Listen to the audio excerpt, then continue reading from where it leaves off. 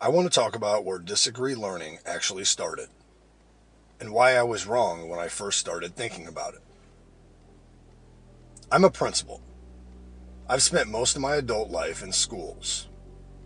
So when it came to reading at home with my own kids, I did what I thought I was supposed to do. We did the literacy sheets. We tracked. We tried to do it right.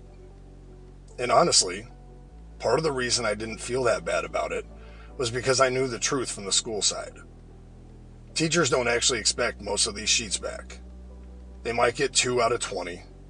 So being one of the families that didn't always return them didn't really feel like a huge moral failure. But here's the thing. I still wanted my kids to read. I really cared about that. So at night, we'd push through it.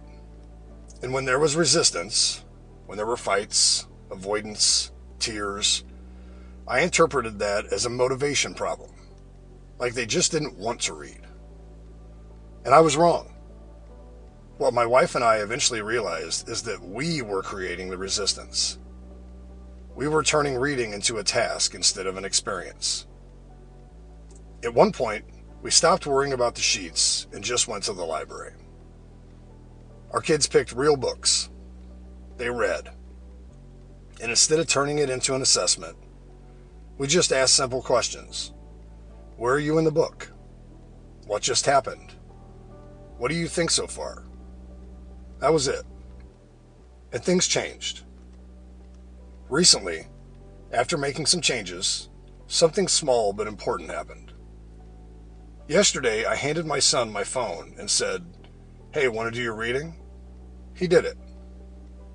This morning, on the way to school, he asked me for my phone so he could read.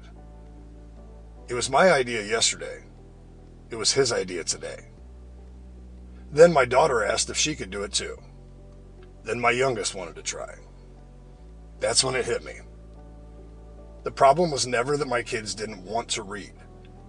The problem was how I was asking them to do it. I started this thinking like a principal. I ended up learning how to think like a parent again. And that's what changed everything.